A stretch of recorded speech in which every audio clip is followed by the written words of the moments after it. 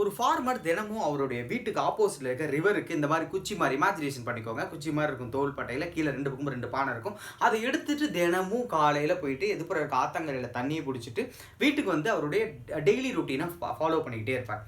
அன்றைக்கி ஒரு நாள் ராத்திரி பார்த்தீங்க அப்படின்னா ஏதோ அழுகிற சத்தம் கேட்டுச்சு வீட்டுக்கு வெளியில். யாருக்கு அவருக்கு கேட்கல, ஒரு ஒரு அதாவது பானைகள் பேசிக்கிட்டு இருக்கு. அங்கே ஒரு பானை அழுதுகிட்டு இருக்கு. அந்த சத்தம் இன்னொரு பானை கேட்டுருச்சு. என்னப்பா என்ன அழுதுனுக்குற அப்படின்னு அந்த பானை கேட்கும் பொழுது அந்த பானை சொல்லுது, உனக்கு என்னப்பா நீ தௌலத்தாக இருக்கிற, தினமும் நம்ம ஓனர் தண்ணி கொண்டாந்து யூஸ் பண்ணிக்கிறாரு, ஆனால் நான் அப்படியா ஓட்டப்பானை கோளாராக இருக்கேன், அவர் தினமும் என்னை சுமக்கிறாரு, தூக்கிக்கிட்டு வராரு அவ்வளோ தூரம், அவருக்கு ஒரு சொட்டு தண்ணி கூட என்னால் கொடுக்க முடியல அப்படின்னு அந்த பானை ஃபீல் பண்ணிக்கிட்டு இருக்கு. அதுக்கு இந்த உடையாத அந்த பானை சொல்லுது, நீ தினமும் வரும்போது என்ன பண்ணுவேன் காலையில் அப்படின்னு சொல்லும்போது, நான் என்ன பண்ணுவேன் அப்படியே விதியை நினச்சி அழுதுகிட்டே வருவேன் அப்படின்னு சொன்னிச்சு. அப்போது அந்த நல்ல பானை சொன்னிச்சு, நீ நாளைக்கு வந்து அழுதுகிட்டே வேடிக்கை பார்த்துக்கிட்டு வா அப்படின்னு சொன்னிச்சு. ஸோ எப்பயும் போல் அந்த ஓனர் வந்து அன்றைக்கி மார்னிங் அந்த 2 பானையும் எடுத்துகிட்டு போகிறாரு. அந்த ஃபார்மர் எடுத்துகிட்டு போய்ட்டு தண்ணி எடுத்துட்டாரு, கொண்டு வந்துக்கிட்டு இருக்கார். வந்துட்டு இருக்கும்போது அழுதுகிட்டே இந்த பானை அப்படியே சுற்றி பார்க்குதான். பார்க்கும்போது இந்த நல்ல பானை ஓகே நார்மலாக வந்துட்டு இந்த உடஞ்ச பானை தண்ணி லீக் ஆகிட்டே இருக்கு.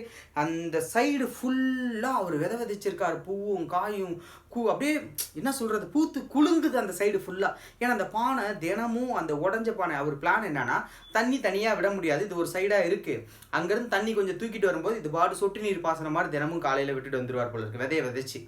ஸோ இது வந்து ஒரு பானை இவரோட யூஸுக்கு, இன்னொரு பானை என்னென்னா இங்கே இருக்க செடிகளுக்கு.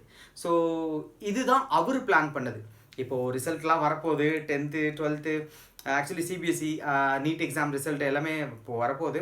ஸோ ஞாபகம் வச்சுக்கோங்க, அப்துல் கலாமும் அவர் பிளான் பண்ணது ஒரு ஃபைட்டர் ஜெட் பைலட்டாக தான் ஆகணும்ன்ட்டு பிளான் பண்ணார்.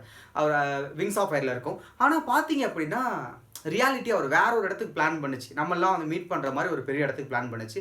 ஸோ உங்களுக்கும் மார்க் குறையுது, அப்படி வருது இப்படி வருதுன்னு எதை பற்றி யோசிக்க வேணாம். உங்களுக்கான பிளான் ஒன்று இருக்கும், லைஃப் அது வார்டு கொண்டு போகும். ஓவர் அட்வைஸ் வேணால் முடிச்சுக்கலாம். அடுத்த ஸ்டோரியில் பார்ப்போம்.